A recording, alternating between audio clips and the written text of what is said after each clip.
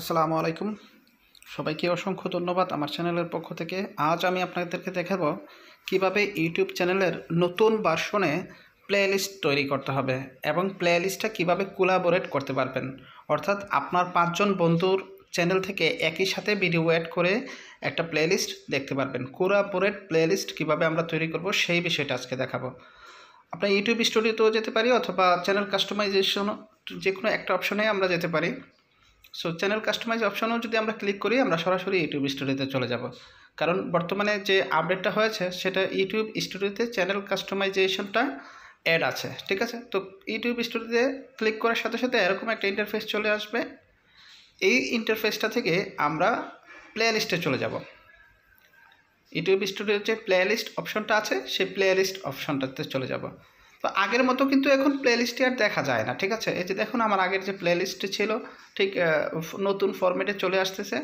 আমরা যে ক্লাসিক ভার্সনে ছিল ওই রকম কিন্তু এখন আর পাওয়া যায় না। সো লেটেস্ট ভার্সনে আপনাকে প্লে লিস্টটা কীভাবে তৈরি করতে হবে এবং কীভাবে কোলাবোরেট করতে হবে সেটা আজকে আমি দেখিয়ে দেব। সো এখানে যাওয়ার পরে আমরা নিউ প্লে লিস্টে ক্লিক করব। ঠিক আছে, এই যে নিউ প্লে লিস্ট, আমরা নিউ প্লে লিস্টে ক্লিক করে প্লে লিস্টের একটা নাম দিতে হবে। ঠিক আছে, যে কোনো একটা নাম আপনি চুজ করে নিউ প্লে লিস্টের নামটা দিবেন। আপনার ভিডিও রিলেটেড যদি নামটা হয় তাহলে বেস্ট, চেষ্টা করবেন যে ভিডিও রিলেটেড প্লে লিস্টের নাম দেওয়ার জন্য। যেমন আমি ইউটিউব রিলেটেড আমার চ্যানেলের ভিডিও আছে, সেই ক্ষেত্রে আমি ইউটিউব টিউটোরিয়াল প্লে লিস্টের নাম দিয়ে থাকি এবং বিভিন্ন ভিডিও রিলেটেড নাম দিয়ে থাকি। তারপরে আমরা ক্রিয়েটে ক্লিক করব।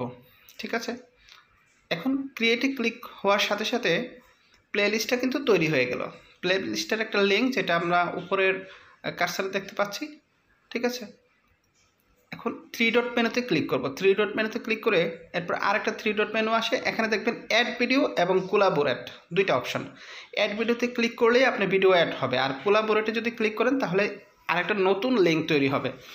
কোলাবোরেটে ক্লিক করে অন করে দিবেন এবং আবার ক্লিক করবেন, আবার কোলাবোরেটে ক্লিক করে আবার দুটো অপশনেই অন করে দেবেন। দুটো অপশন অন করে দেওয়ার পরে আপনার একটা নতুন লিঙ্ক দেবে।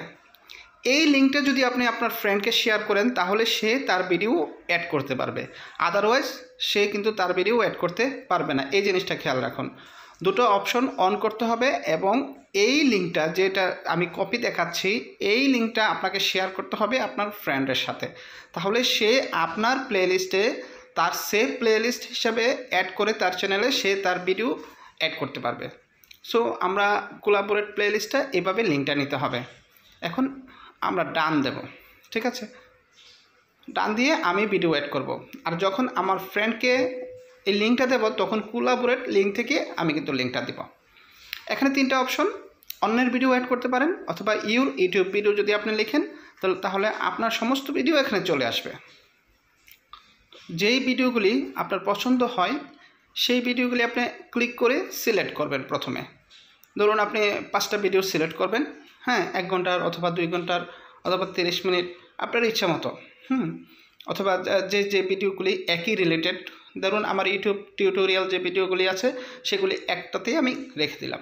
3টা সিলেক্ট করে আমি অ্যাড করে দিলাম, অ্যাড হয়ে গেল, আমার কিন্তু একটা প্লেলিস্ট হয়ে গেল। ঠিক আছে, এখন আমি যদি কোলাবোরেট লিঙ্কটা আমার ফ্রেন্ডকে পাঠাই সেও এই লিঙ্কে ভিডিও অ্যাড করে একই সাথে 2 জনের ভিডিও কিন্তু অ্যাড থাকতে পারবে। তাহলে একটা প্লেলিস্টে 2টি 5টি 10টি 20টি আপনি যতগুলি চান চ্যানেলকে অ্যাড করতে পারেন। এখন আমরা চেক করব আমাদের ইউটিউব চ্যানেলের ভিডিওতে প্লেলিস্টে গিয়ে আমরা যে এইমাত্র প্লেলিস্টটা তৈরি করলাম সেটা আছে কিনা। ওকে, তাহলে আমরা প্লে লিস্টে চলে যাব।